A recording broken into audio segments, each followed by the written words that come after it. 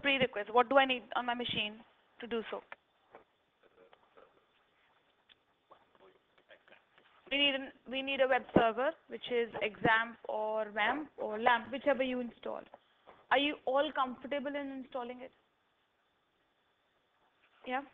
How do I know that it has been installed successfully?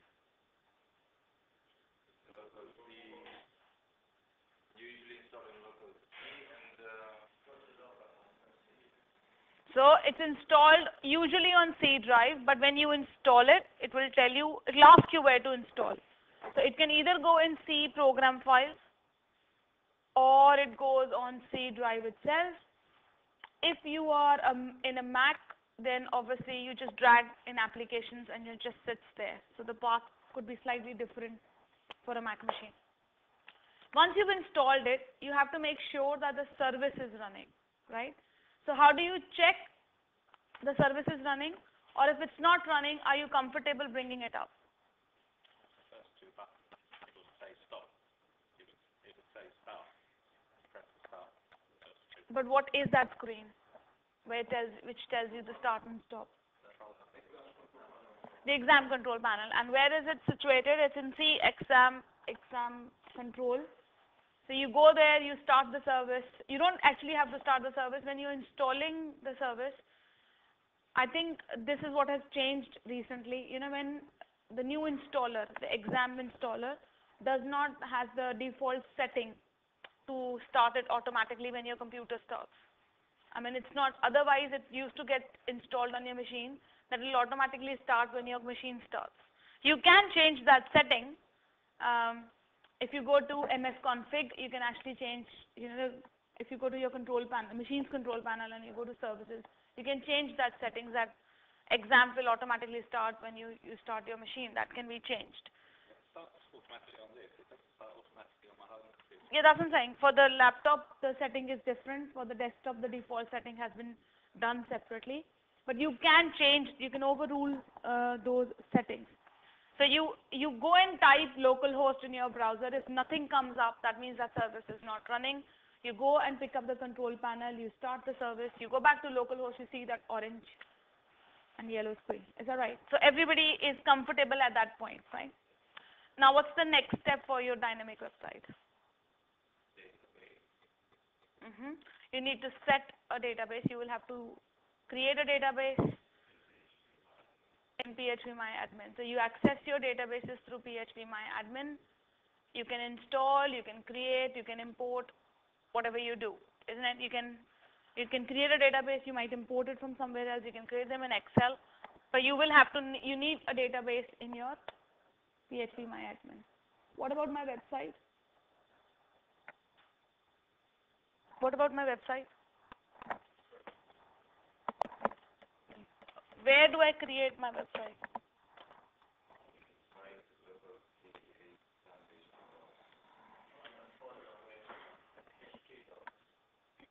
So my website needs to be in C exam htdocs folder. That's the root folder which you will have to have for your website. Is that so? Do we all agree with this step? Is there any confusion so far? No. Okay. So we are saying here. Has it started?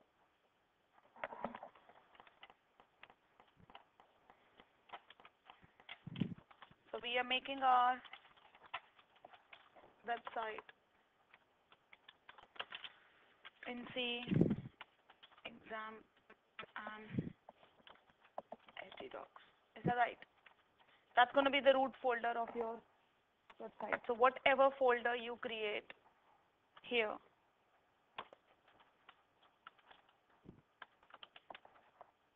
is that right? Yeah. That goes with everything you work with. You want to work in Joomla, you do the same thing. You create a folder in htdocs, you unzip a folder here, Joomla is installed. Is that right? Yeah. And the only difference here is that in Joomla, because we don't work on Dreamweaver, we do not have a place to specify what database are we going to use. Otherwise, we go in Dreamweaver and tell Dreamweaver where our database is, isn't it? Whereas in Joomla, while you are installing, you inform where my database is and what that database name is going to be.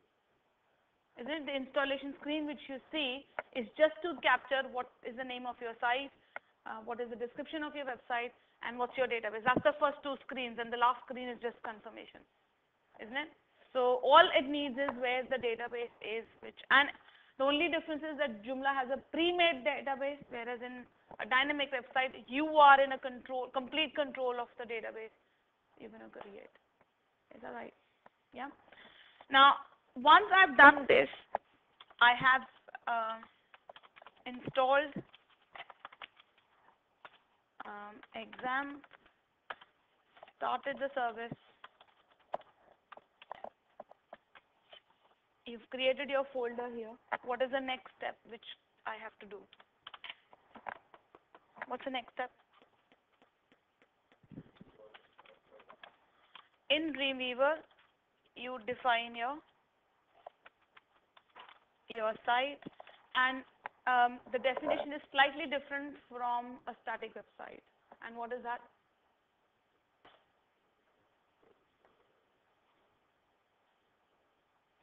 What's that? What's the difference between the static and a dynamic website? What's the difference in defining a site? The only difference is that I need to set up my testing server, right? But when you are specifying your testing server, there are two things which you inform your testing server. Where is your website folder? That's what the testing server wants to know, right? Where is your website folder? You tell him that that's my website folder. Is that right? And then the testing server wants to know how do you access your website, which I think most of you make an error there. These are the two places where you make an error. When you are specifying the location, you either do not provide the right name, and on top of that, if you have you test your exam running, how do you test your exam? You told me that. You type localhost to check that, right? Now, if your website URL is just the name of your web folder, that doesn't include htdocs or anything. It's just localhost and followed by the name of the folder. So the web URL which the testing server wants is the same, localhost and followed by the name of your folder.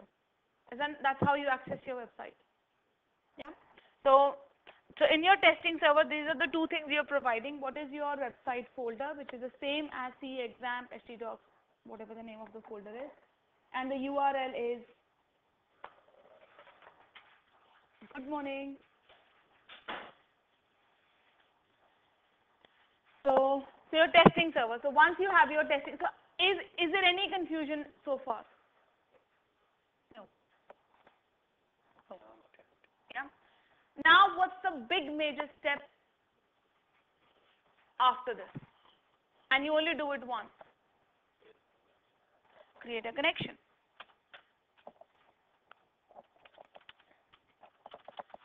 And have you understood what is the purpose of that connection?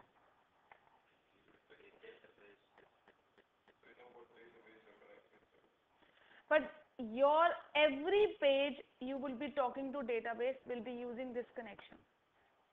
You don't say it, but it will be using this connection. So what Dreamweaver is doing is, it's asking the connection detail once, and then thereafter, everywhere, whatever you do, it will be actually using that connection details to connect to your database. So if you make mistake once, it's going to go on all your pages. Is that right? Yeah. So you create a connection which asks how many things does it ask you? Database name. Database name. It does ask you database name. If I have to build a connection, what does it ask you?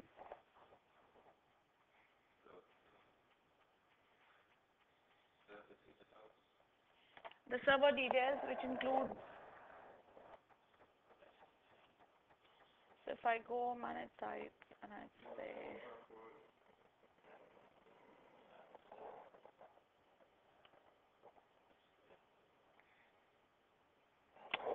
if I am here and I say manage sites, I create a new site, just going by what we've just talked about. Events, right? Here, the folder needs to be set in C drive, exam, htdocs, and I can create a folder here called as events. Select. So that's the folder name. You go to your servers, you go plus, you select here local, server folder is the same, it's the same, just click and it should be C exam ht-events. But here the web URL is localhost / events, and it is case sensitive. So if your folder name is different and you're putting it differently here, it might not recognize it. Yeah. So and advanced, I choose the server model. Yeah.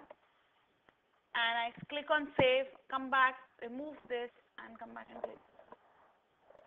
Yeah. So I think you've been pretty much okay doing this. So I have events now. Now here, I have to set up my connection. This will not get activated until unless you are on a PHP page, right? So file, new, PHP, create. As soon as you get that, you get this. Now the database, something's not right.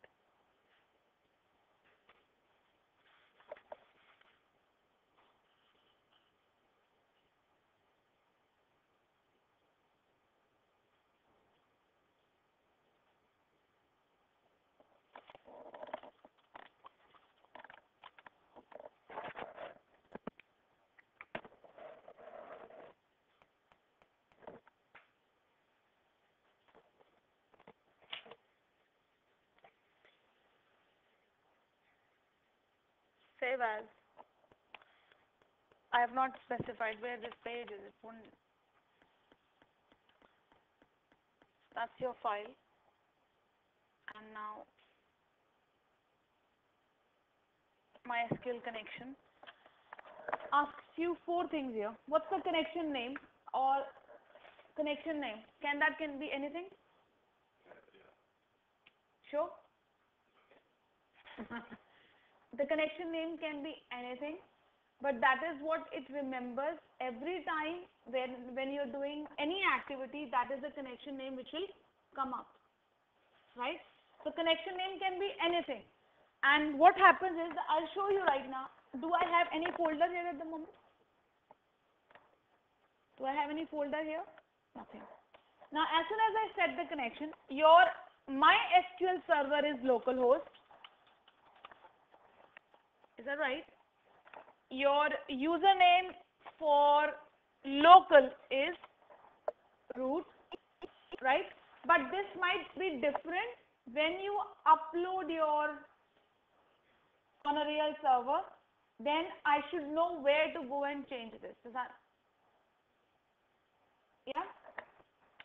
Password for your local machine, there is no password for root, but for your web hosting service, there will always be a password, and username will never be root, and the server name might remain localhost. Does that make sense?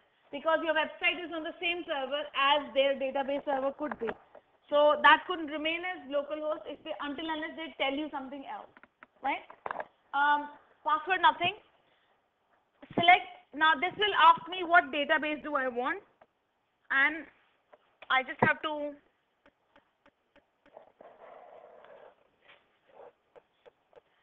it's my testing server is not coming as a tick. Till my testing server comes up, it's not gonna let me. Even server, I haven't. The tick comes back automatically, isn't it? I'm not putting that tick on it.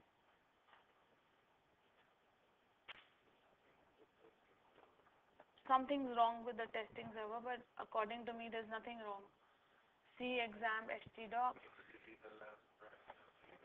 Oh, I didn't delete, but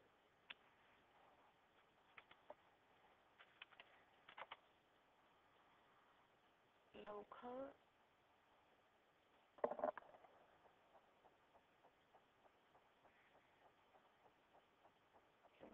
Select. Not taking. I am not putting it. It is only writing it down. I just left it like that. So when I go advanced, so can you see if I move away, which is fine.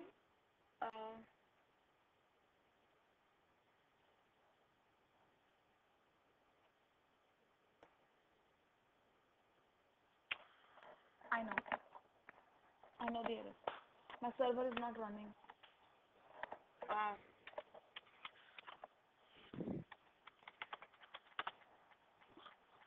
Exam server is not running. I never tested it before. So now it will. And now if I go to Dreamweaver and close this file and come back again, it should pick up.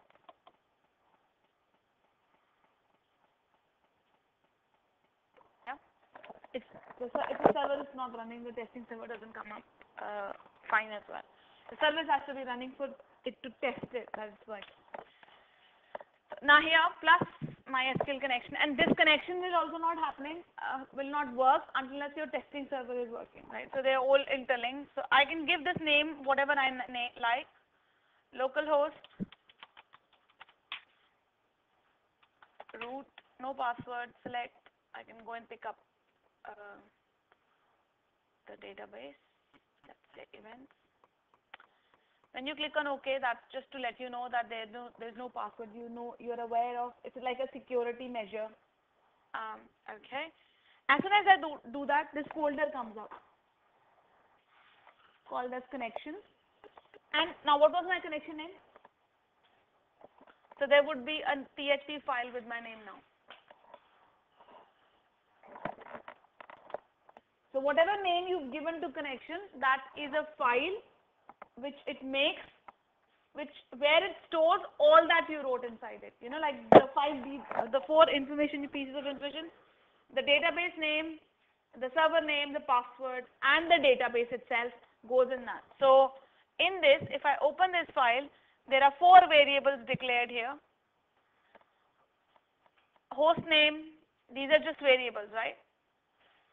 4 variables, PHP variables, with the host name, database name, username, and password. And this is a PHP command to connect to a database, right? But do you understand the signal connection? You know, like it's more, computer has more of a concept of having a variable through which a channel. Let's take an example of a channel, that you have a channel through which information is going to go, right? So with all that details, can you see a variable called as $beeper? Just $beeper. That one? That's like a channel. That channel will be used to send and receive data from the database. So every time it will create a connection, it will open a connection and it will close a connection. So whenever your PHP file you refer to a PHP file, the connection opens. Every time the PHP file finishes, the connection disconnects itself. Do you understand? That's why we call it as a connection, and every page asks you the connection name again, basically. Yeah? Now, how does that work? So this is the name of the whole thing, and now on this page, what am I supposed to do on this page? Now, this is a question you need to ask yourself, and that is there are only 3 fundamental activities which can happen in a dynamic website. Right? Only 3 fundamental things. Do you want to are you collecting information from user and putting that in a database?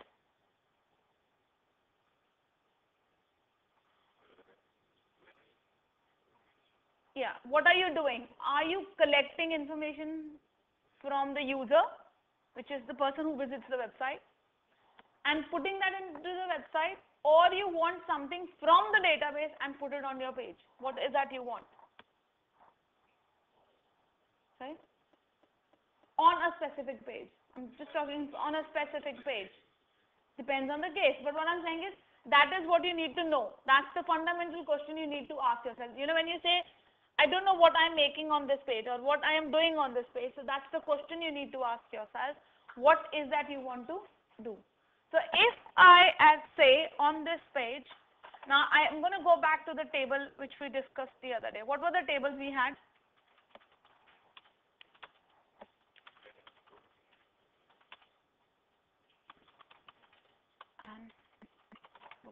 Is that right? Right. What was our first page which we created? Index page. And what did we do on that index page? We showed or we displayed the event details. So, and where were those event details coming? The database. So when information is coming from a database, then it's a, what do we do on our page?